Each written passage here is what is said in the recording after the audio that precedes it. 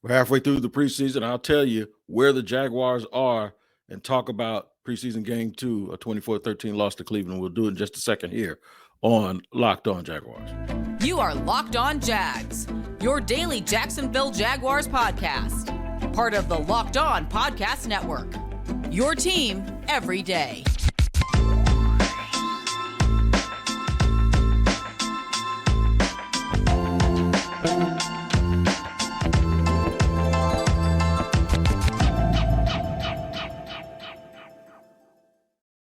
Hey, y'all, I'm Tony Wiggins here, the host of Locked On Jaguars, your daily podcast of the Jacksonville Jaguars here on the Locked On Podcast Network. And it's your team every day, and we thank you for making us your first listen. Today's episode is brought to you by BetOnline.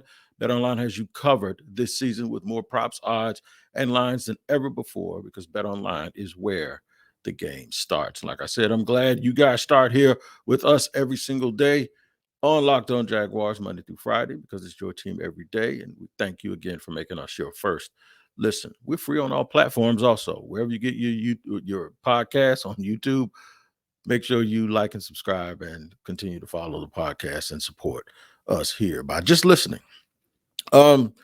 Jags played their second preseason game of the year. Might be technically considered their first one. They opened the Hall of Fame ceremonies where Tony Baselli was enshrined into the Pro Football Hall of Fame with a loss to the Raiders. They didn't play very many starters in that game, so folks kind of just sort of looked past it a little bit and just chalked it up as, well, the second and third team doesn't look very good, but we'll see what happens when the other guys play. And that's what happened Friday night where the Jags hosted Cleveland. Night and day. Looked totally different with the starters in. We'll give you impressions of what we thought of both units, offensive and defensive units. A little bit of a mixed bag, but more positives than negatives. However, we get right back to those second stringers. After the Jags took a 13-0 lead, they took out most of their frontline players.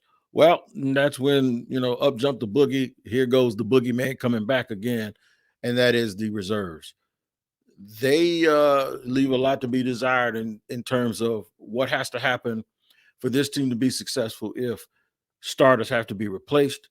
The depth is starting to be challenged, and that's going to be a little bit of an issue, I believe, for this team.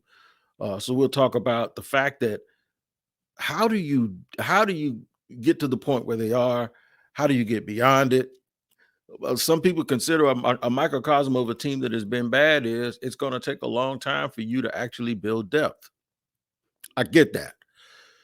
The one thing about being bad is, and this is my diagnosis of it, when the Jaguars were bad, and that was pretty much every year for the last 12 years, the last dozen years, with the exception of maybe one season, what happened to them was they had guys who were starters who should have been backups. So you would think that if the Jaguars eventually started to add the frontline guys through picking high in the draft, which they've done for as long as we can remember, to adding guys in free agency, what they've done the last 2 years, more than anyone, that at some point the people that they had starting would now be considered backups, so therefore they wouldn't be as bad. Well, what happened is, and this is the thing that we talked about in the past, what has happened with this team is instead of replacing those guys who were starting with better players and then having those players go to backup roles, they were not retaining them because they would just totally move on away from them. Everyone who was here before was replaced instead of demoted. So the way that they built depth is they went out and signed a bunch of guys in 2020, and most of them aren't even here anymore. They also drafted guys in 2020 that most of them are not even here anymore, and the ones that are here are not playing very well. Kayvon Chason, CJ Henderson, that entire group. They picked 4. I think they drafted 3 and signed 1 or 2 more defensive backs that year. Well, since then, they've continued to do that. Each and every draft, they've added DBs. I don't think they did it this year until late in the draft, but in 2021, they signed and drafted probably 3 or 4 more guys. This year, they added 2 rookies, and they also signed Darius Williams. When you look back from 2020 to right now, the Jaguars have probably added 12 to 13 defensive backs, and it's probably only going to be 10 of them that stay. And most of the guys that they added, I'd say 7 of them are going to be guys that you can really depend on. And after that, they're going to see there's a retention problem here. The Jags have been so hurtful or have been hurt so bad by the fact that they didn't have star players, top 100 guys who could make a difference on the team that you could build around, that they were using backups in an attempt to win with those guys as the guys you build around, and they were just the wrong people. But instead of just adding to those guys and demoting them, I'll give you a perfect example. Dawon Smoot. Well, he was drafted to be a starter. I don't care what people think. He was drafted, but I'm not mad at Dawon Smoot, and I'm not mad at him being here because he's a very good player. But that's the example of what it's supposed to be. What it's supposed to be is you drafted Dawon Smoot, you develop him, you realize, okay, he's not your alpha pass rusher, but what he is a guy that can help you. So we're going to pay him to stay around, right? This is where your Keelan Coles and your DJ Charks would help this team in terms of depth. But it's almost as if in the past, if it doesn't work, we got to get rid of it. If it doesn't work as a starter, you got to go. I hate to say it, but Taven Bryan. Okay, that might be a reach. He was probably supposed to not be here anymore. But you see my point. But the point is drafting guys like that in the first place, asking them to do too much. You see, when you draft a guy to be the man, but then you find out he's not even good enough to be a backup, that's a problem. Because if you draft him to be the man and you develop him, you spend all that time, and maybe he's not the guy you thought he would be, but then he can still help you. I'll give you another example. Remember, Solomon Thomas was picked in the top 4 in the same draft as guys like Patrick Mahomes and Deshaun Watson. I don't want to mention that, but you know what I mean, before all of the trouble. Well, Solomon Thomas ended up being a guy who could help San Francisco. Okay, 2 years later, they get Nick Bosa, and Solomon Thomas is still a reserve, was still a reserve at that time on that team. And he was able to help that team when they tried to make a Super Bowl run. And he was a good, solid player for him until he moved on. That's what you do. It's not boom or bust. And too many times in the past here, it has been boom or bust. So now what you're seeing second and third team players look horrible. And then you look at other teams like Buffalo, and I know it's preseason, but they're competently competitive, especially along the offensive line. That's where I want to talk to you guys about, because I promise you, man, I have beat this drum over and over. If this is a hit, this is Thriller. I have talked about that offensive line to death. And so many times when I get pushback, folks assume that I'm just talking about the first 5 guys. I'm not. But if your first 5 guys are just adequate, what does that say about your second 5, or more importantly, your second, the second 3 guys that you're going to bring in and swing in off your bench when you get a guy who might twist his ankle or have to come out because he's in concussion protocol, and how it just breaks this team down. There was penetration the other night in the first quarter when the starters was in. Trevor ran for his life and took an awkward hit. The starting lineup for the Jaguars was in the game on the offensive line. Cleveland played an entire backup defensive line. That is a problem. You should not be getting that type of pressure that can cause your quarterback to have to run for his life and throw an awkward pass just to avoid getting hit, and then he still gets drugged down. That's a problem. When guys are getting hit in the backfield as soon as they get the ball, that's a problem. So we're going to talk about the depth. We're going to talk about the starters and give them their flowers, but we're also going to try to dissect what can you do at this stage and at this point for this year. And this is why I think the enthusiasm for this year is fine, but it's almost going to have to play out perfectly if the Jaguars are going to make any noise, because they just don't have any quality depth. And it's not just on offense, it's on defense too in certain spots, where as soon as the starters come out, you're supposed to see a drop off. Yeah, but you ain't supposed to see it. You're supposed to see a drop off, not a fall off. And that's what you actually see. You see too much of a fall off. So we're going to discuss that here on Locked On Jaguars. And we're going to do that in just a second, because we have some very, very important things that we need to really, really talk about. And one of them is BetterHelp. What is BetterHelp? I'm going to let you know exactly what BetterHelp is. It's exactly what it's called. And if you see right there on the screen, this is not a crisis hotline. It's not self-help. It's professional therapy done securely online, available to people worldwide. I've had curveballs, man. I've gone through a divorce. I've had a bout with depression, and I continue to have therapy based on some things that come from me trying to manage pain. And the worst mistake I ever made was thinking I could self-diagnose and do it by myself, because you can't. But you can go to BetterHelp and you can log into your account anytime and send a message to your therapist. You can schedule weekly video or phone sessions, so you don't have to be on camera if you don't want to. I know people go through anxiety and don't want to be seen. But getting therapy every week is as easy as a few clicks on your laptop or phone. With therapy, it can take a few tries to find the right fit for you, but BetterHelp makes it easy and free to change therapists if you need to. And they have a special offer for my listeners here on Locked On Jaguars. You get 10% off your first month at BetterHelp.com/LockedOn. That's 10% off your first month of online therapy at BetterHelp.com/LockedOn. Listen, it helped me, and it could help you too. Don't try to self-diagnose, man. Make sure that you know that there's help right at the end of your keyboard, on your laptop, or on your phone at BetterHelp. And we thank you for joining us here on Locked On Jaguars every single day, making us your first listen. I am Tony Wiggins, the host of Locked On Jaguars. Look, this is not a Debbie Downer session. This is not, I'm not trying to poo-poo the improvements of the team. So I'm going to talk about those improvements right now with you. But I am going to also be honest about some things that sort of alarm me.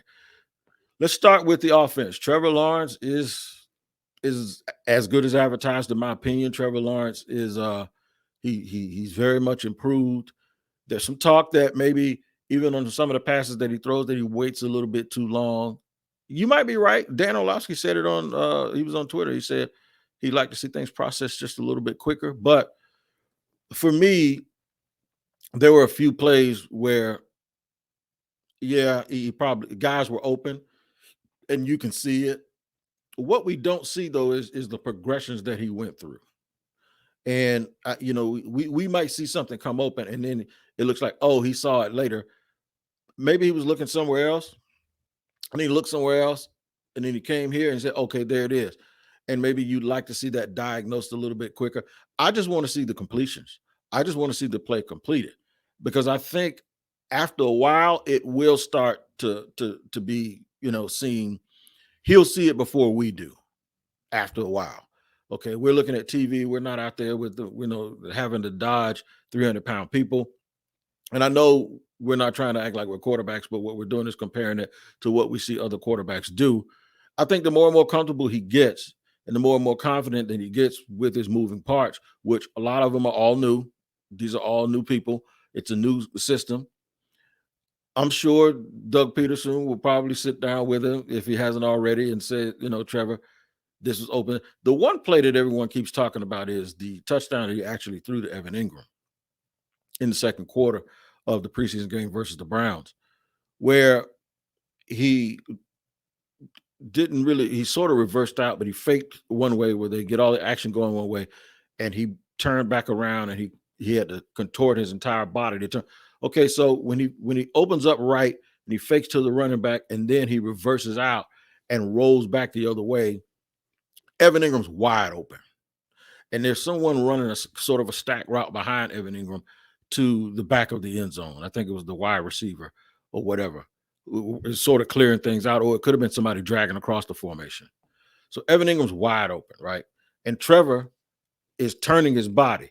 I would much rather him take his time and get all the way turned around and then throw the ball to Ingram, because Ingram was so wide open that he wasn't going to not be open while he was waiting on Trevor to turn his entire body and make an accurate throw, as opposed to turning around and making some weird off balance, wrong foot, wrong arm angle throw that we see guys around the league, Patrick Mahomes and all of these, the little flip, Aaron Rodgers does it. It'd be nice for him to do that, but I would rather him make sure he turned around all the way and got the ball out. Ingram still went into the end zone basically untouched. But there was another part of that, okay, he's open, I'm on a turn. If coverage does shift fast enough, he could have had the other guy in the back of the end zone wide open. So maybe he was attempting to manipulate it, or maybe he knew that the guy was so wide open. Look, let me just go ahead and turn all the way around and throw this. It's open. By design, they had already beaten the defense, and the defense knew. I guarantee you, Cleveland's coaches knew. As soon as it happened and they fake he rolled around, they probably said, "Oh, we got burnt," because that was a by formation 4th down call in the red zone where you knew that it was going to be a touchdown as soon as the fake and the rollout went, and Cleveland didn't have a hot guy coming off that edge. The edge wasn't set. They went for the fake. Everybody crashed down. So for me, I'd rather him turn around and make an accurate throw and take his time. I get it. You want to see it happen quicker. It looked like he hesitated. It looked like he waited. But all in all, I thought he looked good. I continue to say that Zay Jones is going to be a problem. We didn't see Christian Kirk because he didn't play the other night, but Zay Jones is going to be a problem. He looks like a man on a mission. It looks like a perfect fit for this Doug Peterson offense. And he was the guy. It looked like they were going for a lot. I like what I saw also out of Marvin Jones and Laquan Treadwell. Got open in the middle of the field. The plus is they are really going to challenge the middle of the field. The plus is they also converted first downs by throwing the ball to Travis Etienne out of the backfield. The plus is they still got more help coming in the running game with James Robinson as soon as he gets healthy. The other plus is they are going to challenge vertically those intermediate routes in the passing game. And they converted, they had a holding penalty, I think, early in the drive. And at one point it was 2nd and 19, or I think one point it was 3rd and 17. And they had no problem converting. In the past, those would be things that when they got that far behind on the sticks, you knew it was going to be a punt in 2 plays, and they were looking to survive and put the defense back on the field. That's no longer the case. 3rd and 17, okay, hold my beer, no problem. 2nd and 19, we're behind on the sticks. All right, we'll get 7 on this play, and then we'll get 13 on the next one, no problem. And those are the type of things that when you have a competent coach, a system, players that believe, a quarterback that can deliver, those are the type of things that we're not used to around here that are actually pluses. Plus on the defense.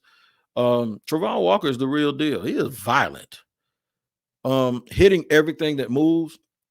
So the plus of the physicality from him is it makes a lasting impression on the other team. Eventually, they're going to start looking over their shoulder, like wondering where he is coming from. It's going to be a whooping every single play for that initial punch and that initial surge. And you start putting stress and pressure on the other offensive line. And then those running backs and tight ends that catch the ball, they're not looking around wondering where is he coming from, because he's like a locomotive. It is unreal. It's like something off National Geographic. He does not give up on plays, even when the play doesn't come his way. And those are the things that I believe showed up on tape. Those are the things that folks said, yeah, that's cool, but that's not what you use a 1st round draft pick on. Well, I beg to differ. Those effort plays can save games, because he's going to make enough of the individual plays also. But to have a player like that big, running around the field with your colors on, causing that type of violence and destruction, eventually the other team will know it's coming, okay? And they start looking for it. And no matter what their coaches say or whatever, they be like, man, that dude is knocking us the hell out here. And I think it's a good thing. I also believe they were opportunistic. Someone that people keep sort of giving up on or forgetting about is Rayshon Jenkins. He played well the other night, and he caused a fumble, and that's the activity that we've seen from him also in training camp. Folks forget about him. They just think, okay, oh, well, whatever. No, you can't. They signed him for a reason, and he played well the other night and caused a fumble. And then after he caused the fumble, the aforementioned Trevon Walker knocked I don't know what out of the running back, and I'm sure he was thinking about that. But the pass defense and the defensive line as a whole made Deshaun Watson's first action in almost 2 years a nightmare for him. And I think that that's what you really, really have to do. They held Cleveland to 7 yards in the first quarter. And now Cleveland didn't have Chubb and Amari Cooper, but still, if we're going to criticize the backups, which we're going to do here in just a second, for 2 straight weeks of not looking good against the other team, and they're not starters, then we're not going to care about the fact that Cleveland didn't play. So we're going to give our guys credit for what they actually did. So a lot of plus stuff to take away from. I can guarantee you now the Jaguars aren't going to be a worse team in the league. I don't even think they're going to be in the bottom 25% at the very minimum. The very minimum, they're going to be a team that when the other team gets off the plane, they know they have to play, and they know they have to bring it, or they're going to get whooped. So that's a very, very good start for the Jacksonville Jaguars. Segment 3, I'll tell you the things that concern me and how they're actually going to have a chance to fix that. And we'll do it in just a second here on Locked On Jaguars. I got to tell you about BetOnline.net, though, our sponsor for today. It is the fastest and easiest way to check in on all your betting needs.